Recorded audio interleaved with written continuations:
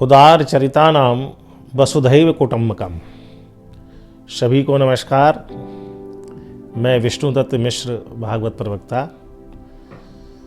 हम अपना गणतंत्र पर्व 26 जनवरी को ही क्यों मनाते हैं, आइए इसको आध्यात्म से समझते हैं। 26 का अंक ही ये भगवान की कृपा से कैसे सृजित हुआ, और जनवरी माने 1 का अंक, और 26 की गणना को हम आध्यात्म से समझते हैं, क्योंकि हमारे वेदांत सूत्रों में कहा गया है यत् पिंडे सा ब्रह्मांडे। जिससे हमारा शरीर बना है उसी से पूरा ब्रह्मांड बना है, और जो ब्रह्मांड में है वो हमारे शरीर में है। वैसे ही हमारे देश का और हमारे शरीर का, जिसे देह कहते हैं, या अर्थात देह और देश दोनों का संविधान एक ही है। इसी को गणतंत्र कहते हैं।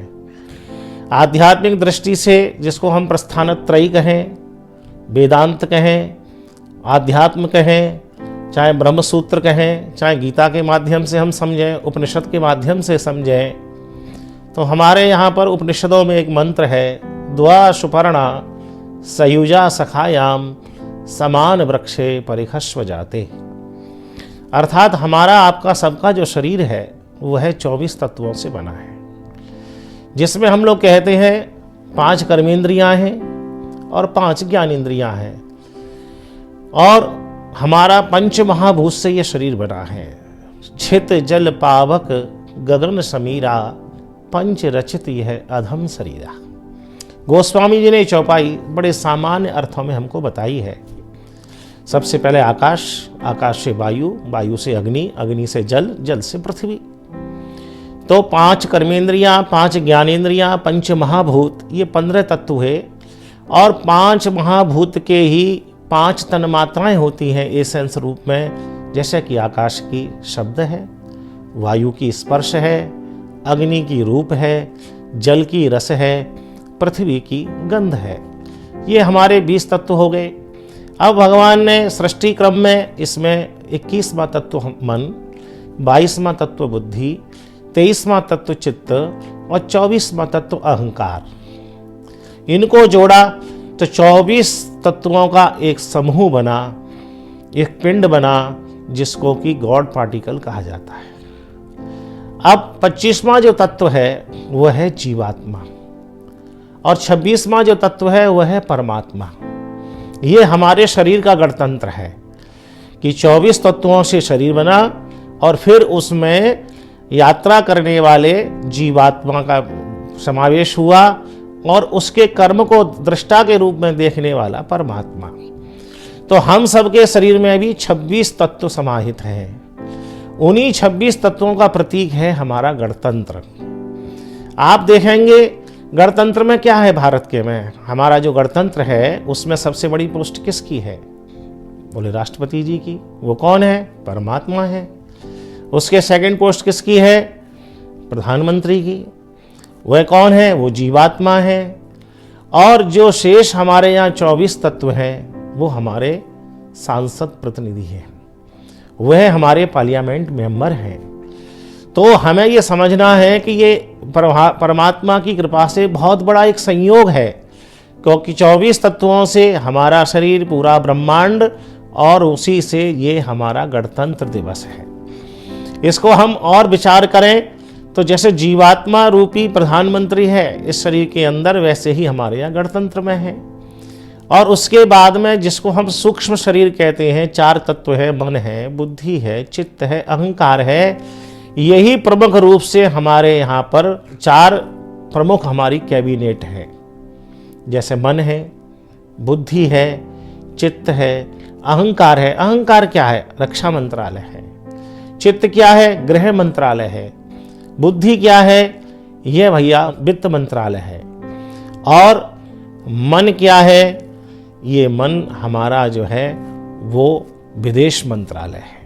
ये प्रमुख मंत्रालय ही पूरे देश के संविधान को चलाते हैं। अगर हम मन से अपने पड़ोसी के से स्नेह संबंध वार्ता नहीं रखेंगे तो हमारा विदेश मंत्रालय कमजोर हो जाएगा। अगर हमने बुद्धि का प्रयोग नहीं किया तो हमारा कहाँ से वित्त मंत्रालय चलेगा। अगर हमने चित्त प्रेम का रूप से यदि व्यवहार नहीं किया तो कहाँ से हमारा गृह मंत्रालय चलेगा। और यदि हमने अहंकार को छोड़ दिया तो फिर कैसे हम अपने रक्षा मंत्रालय को संभालेंगे, देश की सीमाओं को संभालेंगे। 26 तारीख और जनवरी को ही हम गणतंत्र क्यों मनाते हैं? तो 26 का मतलब हो गया 24 तत्व, 25वां तत्व जीवात्मा और 26वां तत्व है राष्ट्रपति। तो इस तरह से हम सब लोग 26 तारीख को ही गणतंत्र मनाते हैं, क्योंकि यत् पिंडे सा ब्रह्मांडे। आप लोगों की समझ में वैसे तो बात से सारी आ गई होगी, अगर हम अपने शरीर से भी समझें तो हमारी 10 ज्ञानेंद्रियां कौन कौन सी हैं, जिनको मैं 5 कर्मेंद्रियां हैं, 5 ज्ञानेंद्रियां हैं। 10 इंद्रियों में सबसे पहले आती हैं 5 ज्ञानेंद्रियां। वो क्या क्या करती हैं? सबसे पहले हमारा मुख है, नासिका है, नेत्र है, हमारे कान हैं, और हम स्पर्श जो करते हैं इनको हमारे यहाँ पर ज्ञानेंद्रियां कहा जाता है। कर्म करने के लिए हमारे हाथ हैं, पैर हैं, 2 प्राइवेट पार्ट्स हैं हमारे उपस्थ और गुदा और मुख, इनको हमारे यहाँ पर कर्मेंद्रियां कहते हैं। ये हमारे कर्मेंद्रियां हो गई। अब इसके बाद में जो पंच महाभूत हैं, भगवान ने सबसे पहले आकाश को बनाया, आकाश से फिर वायु बनी और वायु से अग्नि। हमने देखा ना, कहीं भी अग्नि नहीं जलती थी अंगीठी चूल्हे वगैरह में, तो क्या करते थे? उसमें जल के छींटे थोड़ी मारते थे, हम लोग क्या करते थे? हवा करते थे। तो वायु के प्रभाव से अग्नि का प्राकट्य होता है और अग्नि से जल की उत्पत्ति होती है। जब हमारे शरीर का या जहाँ हम हो वहाँ के वातावरण का टेम्परेचर जब 40-40 डिग्री से ऊपर होता है तो फिर क्या निकलता है? शरीर में से जल निकलता है, अर्थात अग्नि से ही जल की उत्पत्ति होती है और जल से पृथ्वी की उत्पत्ति हुई है। पृथ्वी की उत्पत्ति, जैसे कि अभी हम पृथ्वी पे कहीं एक जगह फावड़ा चलाए तो क्या निकलेगा? पानी। तो अर्थात पृथ्वी से जल, जल से ही पृथ्वी की उत्पत्ति हुई है। तो ये हमारे पंच महाभूत हो गए, यानी 11वां तत्व, 12वां तत्व, 13वां तत्व, 14वां और 15वां। अब इन पंच महाभूतों की ही पंच तन्मात्राएं हैं। जैसे कि आकाश सबसे पहला तत्व है तो उसकी तन्मात्रा शब्द है। हम लोग FM सुनते हैं कि है ना, आकाशवाणी। तो वाणी का जो संचार है, वर्तमान में हम सब लोग मोबाइल सुन रहे हैं, तो मोबाइल जिससे संचारित हो रहा है वो सैटेलाइट कहाँ लगे हुए हैं? ना तो पृथ्वी के अंदर है, ना जल के अंदर है, सब आकाश में, अंतरिक्ष में ही लगे हुए हैं। अर्थात शब्द का संचार करता आकाश है। और वही हमारे शरीर की जो कर्ण इंद्रियां हैं, श्रवण इंद्रियां हैं, वो हमारे आकाश को शब्द के रूप में यूज करती हैं। तो आकाश से शब्द और वायु से स्पर्श। स्पर्श माने हमारी त्वचा से जब स्पर्श होती है वायु तो पता लगता है कि ठंडी वायु चल रही है या गर्म वायु चल रही है, तो ये स्पर्श है। अब बात आती है अग्नि की। और जैसे कि हम कान से शब्द को एक्सेप्ट करते हैं, वैसे ही हम वायु को नासिका से स्पर्श करते हैं। 24 घंटे सांस ले रहे हैं, नहीं ले रहे, तो सांस के रूप में क्या है? वायु है। तो इसलिए हम सब लोग, अब आती है तीसरा तत्व है क्या? अग्नि। अग्नि को हम लोग कहाँ से एक्सेप्ट करते हैं? रूप के रूप में। तो ये हमारी जो आंखें हैं, एक दूसरे को और पूरी सृष्टि को हम देखते हैं। कब देख पाते हैं? या तो सूर्य की रोशनी होती है या फिर किसी लाइट की रोशनी हो, अर्थात बिना अग्नि के, बिना प्रकाश के हम रूप को नहीं देख सकते। तो ऐसे ही उसके बाद में आती है चौथा तत्व है जल। जल को हम लोग कहाँ से एक्सेप्ट करते हैं? मुख से पीते हैं उसको। तो आकाश ये हो गया, वायु यहाँ से, अग्नि यहाँ से और जल हम यहाँ से एक्सेप्ट करते हैं। अब पांचवा तत्व जो पृथ्वी है ना, पृथ्वी को कैसे लेते हैं हम लोग? पृथ्वी की तन्मात्रा गंध है। गंध यानी हम नासिका से लेते हैं कि कैसी गंध आ रही है, ये पृथ्वी की तन्मात्रा है। तो पंच कर्मेंद्रियां, पंच ज्ञानेंद्रियां, पंच महाभूत आकाश वायु अग्नि जल पृथ्वी, और पांचों उनकी तन्मात्राएं शब्द, स्पर्श, रूप, रस और गंध, इनको 20 तत्व कहते हैं। मन क्या है?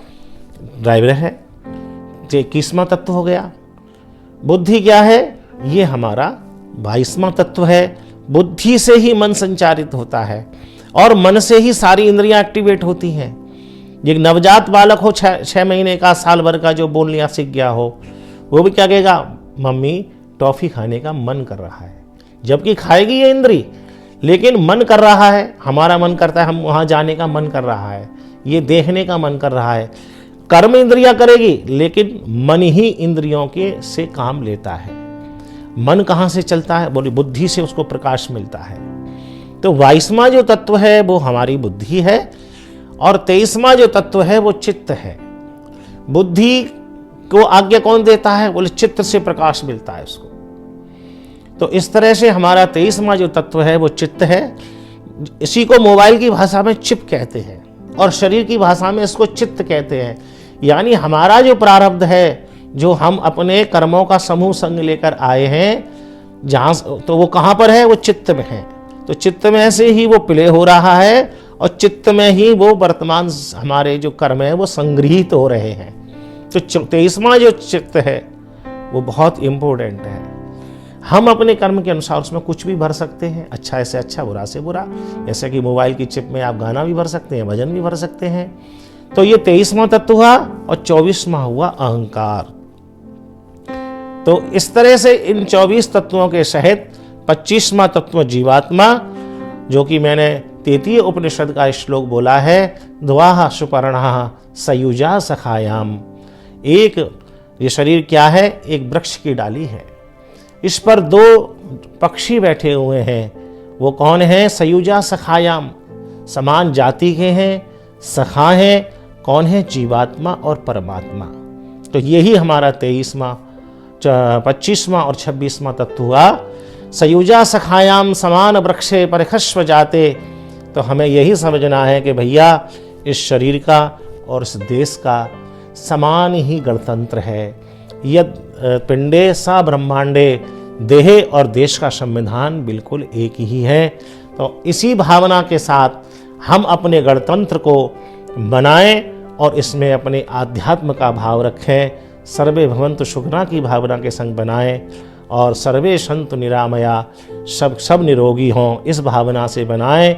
वसुधम कुटुम्बकम की भावना हमारे तो रोम रोम में, कण कण में भरी हुई है, क्योंकि सारा विश्व, अन्य जितने भी देश हैं, वह पूरे विश्व को व्यापार की दृष्टि से देखते हैं। लेकिन हमारी आध्यात्मिक दृष्टि ऐसी है भारतीय जनों की, जनमानस की, कि हम पूरे विश्व को अपना परिवार देखते हैं।